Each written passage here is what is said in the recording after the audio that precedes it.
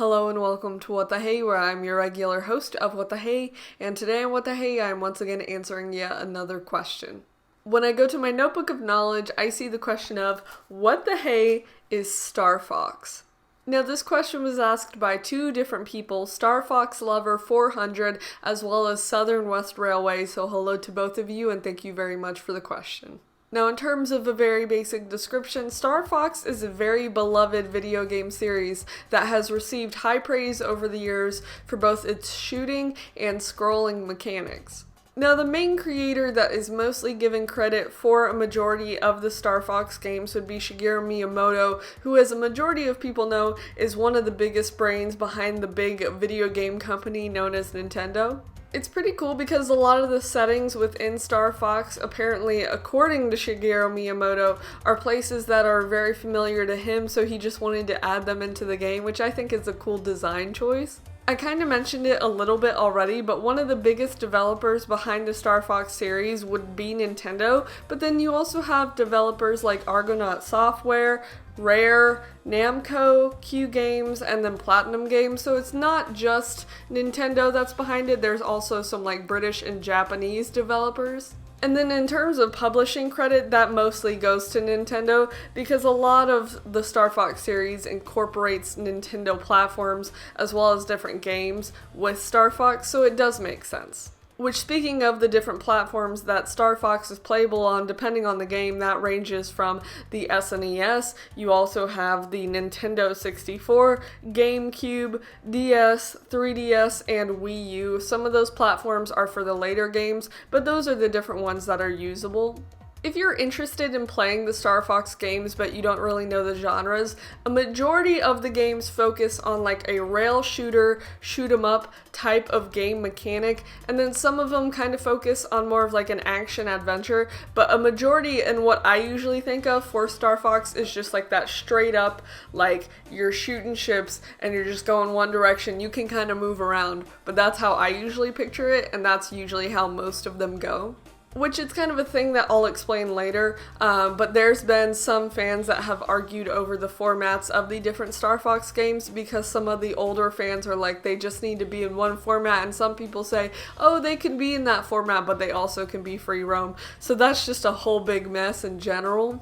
And then this maybe will also sell you on whether or not you want to play the game. It all pretty much, for the most part, takes place in space, more so referred to as like the Lilat planetary system. So if you're into space-related things, I would suggest checking it out. So for this section of the video, I'm going to list the different characters that tend to pop up a lot throughout the series. I would argue that a lot of them could just be split up into two different teams, but I'll say all the names that I feel like are most important regardless.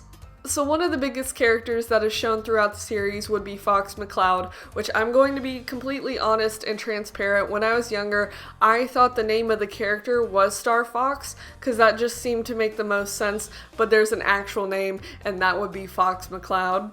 And then you have other characters within Fox McCloud's team of Star Fox, ranging from Falco, Lombardi, Slippy Toad, Peppy Hare, Crystal, and then there's a separate team called like Star Wolf, which the main feature of that would be Wolf O'Donnell. And I'm not going to list all the characters from the main Star Wolf team, but they're basically all mercenaries trying to go against the Star Fox team, which makes sense, so they're kind of like reoccurring antagonists. However, the biggest, and I would argue the primary antagonist through the series, would be Andross. And there's other antagonists throughout the series, but I think Andross is pretty much the first and the biggest villain that is featured that Star Fox goes against. So for this section of the video, I'm going to list the main games in the main series. Of course there are spin-offs, but I just kind of wanted to discuss the main series. So the first ever game that we have in general would be Star Fox from 1993, then it goes Star Fox 64 from 1997, you have Star Fox Assault in 2005, Star Fox Command is in 2006, and then Star Fox 64 3D is in 2011, and then 2016 is a big year because you have Star Fox Zero, which is in 2016, Star Fox Guard, which is in 2016, and then the final and most up-to-date game is Star Fox 2, which was in 2017. I don't know why 2016 decided to be the big year for Star Fox games, but that's what it is. So I kind of mentioned it a little bit ago, but in terms of other media for the Star Fox franchise, there are of course spin-offs, but then there's other features of Star Fox characters in other games like Smash Bros. I feel like it's a little unfortunate because according to some of the research that I found, more people tend to recognize Fox McCloud and other characters from Star Fox in Smash Brothers than they do the actual games, so I feel like that's a little unfortunate, but I guess it keeps it alive.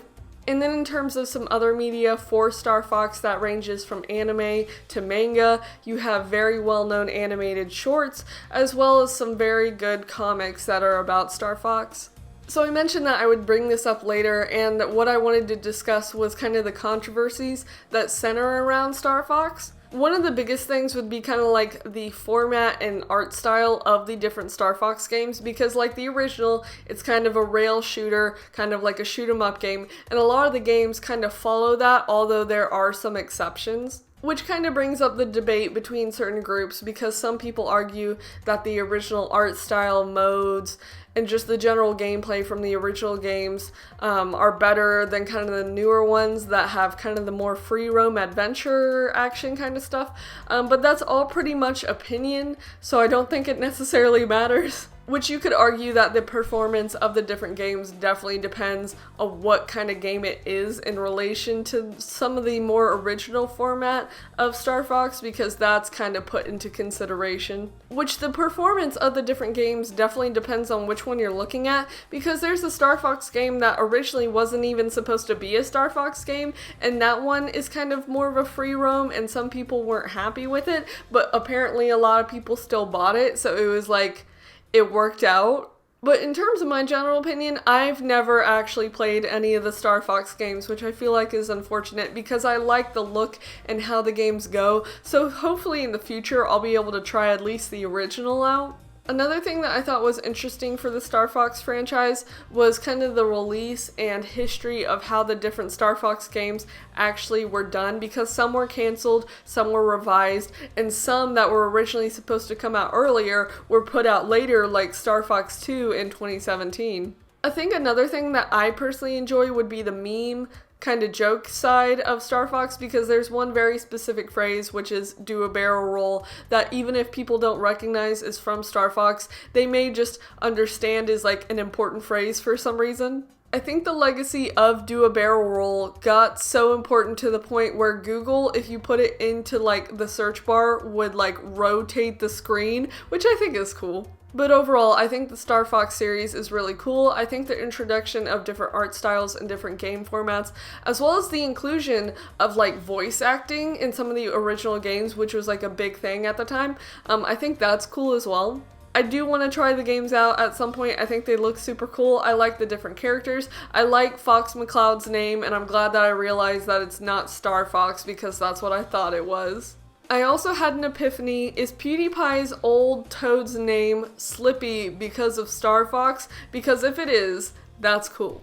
But that's essentially the answer to the question, so if you have any questions, let me know, and I'll put them in my documents to answer at a later time, so thank you very much for watching. Bye.